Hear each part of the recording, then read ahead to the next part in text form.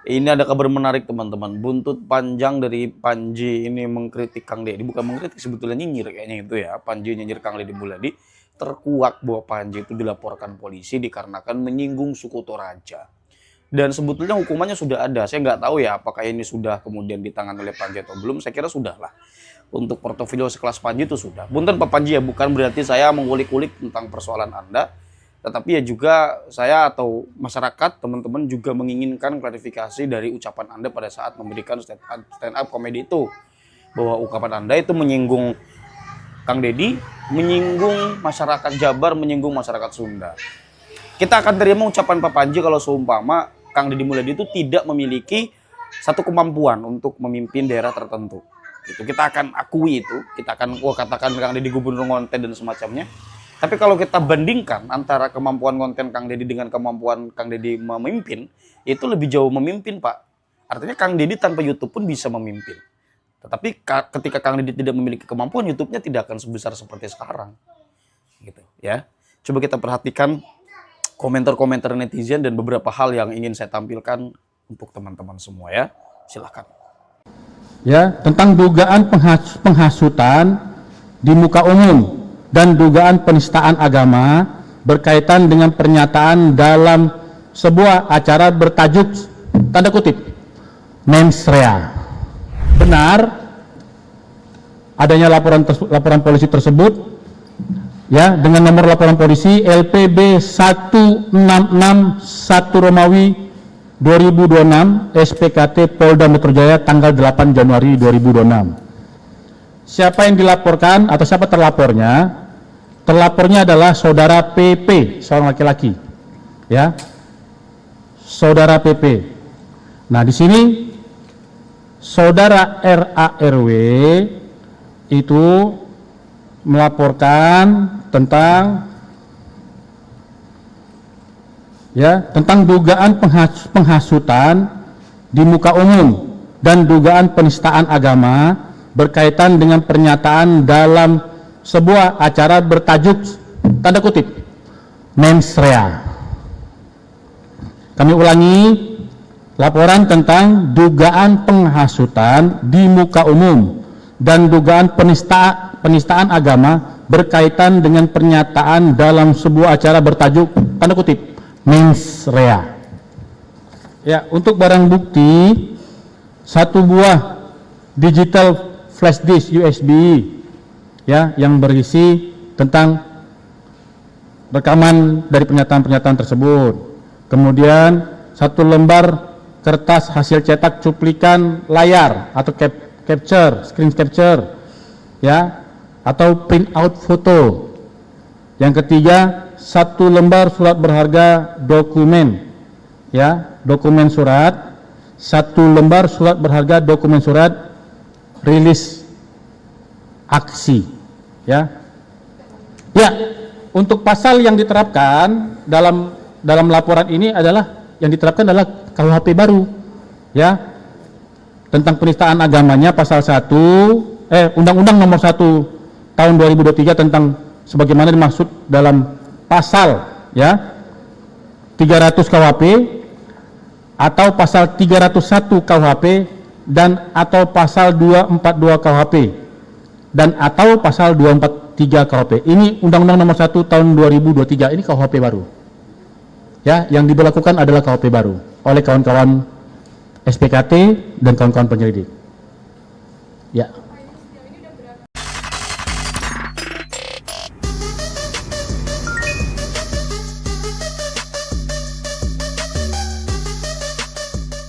Panji Pragiwaksono dilaporkan dua organisasi Angkatan Muda Nahdlatul Ulama. Dalam video saya sebelumnya, saya secara tegas menyampaikan akan ada konsekuensi serius tentang aspek hukum yang akan dihadapi komika Panji. Terbukti, kemarin sudah ada pelaporan dari beberapa ormas tentang bahan dan materi yang dimuat dalam stand up mensrea.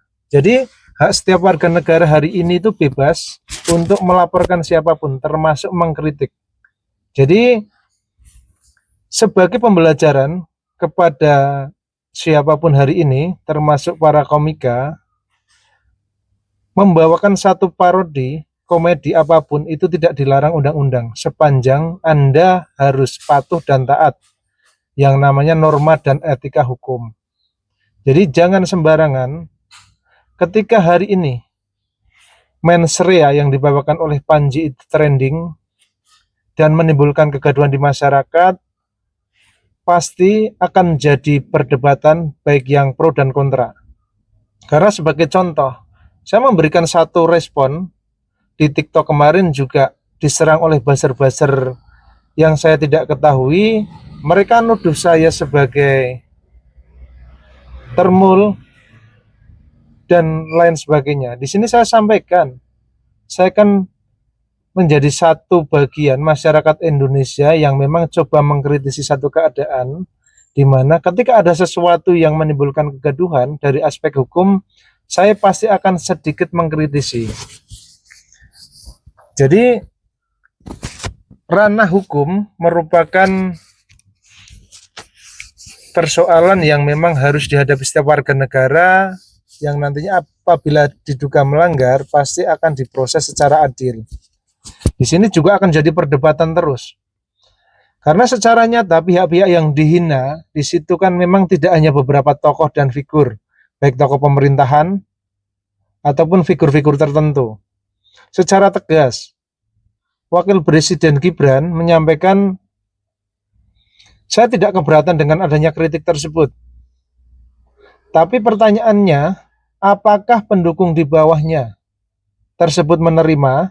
Dan beberapa masalah adalah ketika komika Panji menyinggung persoalan yang ada di lingkup ormas tertentu. Jadi kita hidup di Indonesia semestinya menjaga satu budaya dan menjunjung tinggi nilai-nilai kesopanan. Ini bukan persoalan hari ini Anda cari sensasi, terus Anda didukung sebagian pendukung Anda, terus Anda lontarkan candaan tersebut secara kasar, yang mana melukai nilai-nilai budaya di Indonesia. Jadi saya berharap hal ini akan dijadikan satu pembelajaran oleh komika yang lain.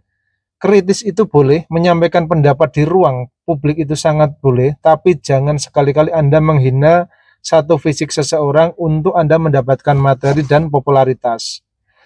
Kalau hal yang terjadi hari ini adalah sudah dilaporkan polisi, artinya silakan lakukan pembelaan apapun, karena di dalam KUHP baru, hak warga negara itu kan sudah dibatasi, apa yang diperbolehkan secara hukum dan tidak. Negara demokrasi itu memberikan ruang dan kebebasan sebebas-bebasnya kepada warga negara untuk menyampaikan pendapat, baik di ruang tertutup ataupun terbuka. Pendapat yang dimaksud, baik aspirasi, unjuk rasa itu sudah jelas diatur. Yang berikutnya lagi, Indonesia sedang menjalankan yang namanya Kitab Undang-Undang Hukum Pidana Baru dan KUHP baru. Jadi secara jelas, kalau di pasal 240 KUHP baru, penghinaan terhadap pemerintah dan lembaga negara itu kan diatur. MK memang sudah memutuskan menghina lembaga negara itu tidak dipidana sepanjang kritikan tersebut membangun. Tapi di pasal 240 ini kan bedakan antara kritik dan penghinaan. Jadi kritik yang membangun pasti diterima. Kalau yang Guys, siapa yang udah video ini? Siapa yang proksi asing? Dan sekarang Riza Khalid dan kroni-kroninya yang sedang merampok negara kita. Kemudian ketika terusik, dia mengadakan perlawanan, mendanai orang-orang pengecut, orang-orang pengkhianat negara. Dan itu yang harus kita lawan. Kita jangan sampai rakyat Indonesia diprovokasi oleh orang-orang yang akan mengkhianati negara demi cuan. Dan kalian hanya sebagai jongosnya, kalian hanya sebagai alat untuk menyerang pemerintah. Dan kita sebagai anak bangsa, kita bersatu melawan mereka. Karena negara kita sudah diobok-obok oleh agen proksi asing, oleh para koruptor, dan juga sebagian rakyat yang barisan sakit hati, baik itu taiknya Anies atau terbonya Mega, sekarang sedang menyerang presiden, sedang mendiskreditkan presiden, sedang mendowngrade presiden, agar supaya rakyat terprovokasi membenci presiden. Kita sudah di jalan yang benar, kita lawan mereka. Karena kita anak bangsa harus melindungi negara ini dari mereka-mereka, para pengecut, para pengkhianat negara. Itu yang harus kita lakukan, saudara. Siapa yang sepakat dengan statement Bang Uwais? Apakah kita ini menjadi pengkejut atau justru kita ini orang yang cinta tanah air, yang seharusnya kita lakukan adalah melindungi negara ini dari rong-rongan oleh orang-orang yang dibayar oleh agen proksi asing, para koruptor yang merusak negara ini. Tai-tainya Anies itu barisan sakit hati, terbo-terbonya PDIP itu adalah barisan sakit hati, kalah kontestasi Pilpres kemudian mereka mengadakan perlawanan. Dan kita harus siap menghadapi mereka. Seniman stand up komedian yang belakangan ini sangat ramai diperbincangkan, inisialnya P. Di laporan kita pada kesempatan kali ini kami menganggap bahwa yang saya laporkan ini, oknum terlapor ini, bahwa saya menganggap dia telah menebarkan isu-isu yang kurang positif gitu, telah merendahkan, menfitnah khususnya organisasi keislaman yang terbesar di Indonesia yaitu NU dan Muhammadiyah. Lalu kemudian narasi fitnahnya adalah menganggap bahwa NU dan Muhammadiyah terlibat dalam politik praktis, yang terus kemudian ini disampaikan seolah-olah NU dan Muhammadiyah mendapatkan tambang begitu karena imbalan begitu ya, imbalan karena telah memberikan suaranya terhadap kontestasi pemilu yang kemarin. Nah, tentu ini kan sangat mencederai untuk saya, wabil khusus, dan teman-teman anak-anak muda NU dan Muhammadiyah. Begitu sih Bang. Alhamdulillah respon dari pihak kepolisian, dalam hal ini Polda Metro Jaya, responnya sangat positif begitu. Kami tadi dari jam 8, kurang lebih jam 8 atau jam 9-an ya. Jam 8, jam 9-an, alhamdulillah sampai sekarang sudah bisa keluar untuk laporannya begitu.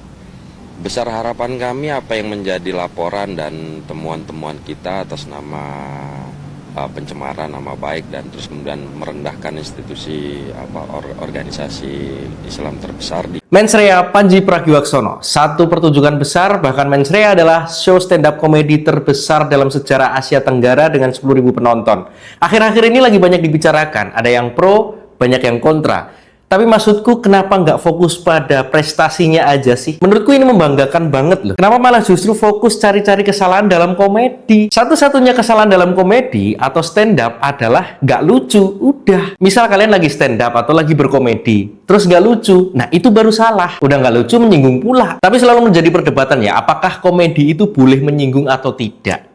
Jawaban simpelnya adalah kalian salah tempat. Kalau jawaban bijaknya, ketersinggungan itu diambil bukan diberi. Jadi ketika kita mendengar sebuah jokes atau komedi, kita sebagai manusia punya otoritas penuh terhadap diri kita untuk memilih untuk tersinggung atau memilih untuk menertawakan aja. Toh Mensrea ini adalah show stand up komedi. Kalian berharap apa? Panji nggak lagi pidato kenegaraan yang kalian harus dengar dan patuhi. Panji nggak lagi jadi narasumber yang harus kalian jadikan inspirasi. Panji lagi ngejokes. Udah, kalau lucu ya silahkan ketawa, kalau enggak ya skip aja. Jangan cari kebenaran dari sebuah jokes, karena jokes itu dari awal ya tujuannya untuk menghibur, untuk bikin kalian ketawa. Maksudku Hei Panji Pragiwaksono, menurut keyakinan saya mulut Anda Panji sama Pak Anies mirip ya. Salah nada, sorry. Mirip ya. Anies manis ya. Aduh, bahagia banget, semriwing sekali. Senyumnya Pak Anies dipuji sama sahabatnya tuh si Panji. Dari semenjak Pak Anies kalah capres kemarin, ya gagal jadi calon presiden kemarin, baru kali inilah ketawanya lepas sekali. Ya kan, itu pun ketawa karena nontonin sahabatnya si Panji, ya ngejek-ngejek semua lawan-lawannya Pak Anies kemarin. Tapi Bang Panji, sorry banget ya, aku harus jujur. Menurut keyakinan saya, jokes abang kemarin, materi abang kemarin tuh nggak lucu sebenarnya. Tapi kenapa satu ruangan itu pada ketawa? Karena yang nonton abah dan anak-anaknya, makanya satu frekuensi, makanya lucu menurut keyakinan saya loh ya. Bayangin semua pejabat, mantan pejabat disenggol sama si Panji, ya kan? Contohnya Deddy Mulyadi, Ferrel, Raffi Ahmad, Pak Prabowo, Pak Jokowi dan keluarga, Gibran, semua lah pokoknya, ya kan? Tanpa bukti loh, itu hanya cuap-cuap. Tapi satu yang nggak disenggol sama dia siapa? Konco kentalnya. Siapa sohibnya? Ya si Anies, siapa lagi? Padahal banyak loh materi-materi lucu tentang Anies ya yang bisa dibawa sebenarnya, tapi mungkin nggak enakan kali ya karena orangnya nonton di situ. Tentang angin nggak ada KTP bisa tuh ya kan. Terus rumah DP 0% yang dulu digaung-gaungkan juga sama jubirnya si Anies. Siapa ya, si Panji, siapa lagi?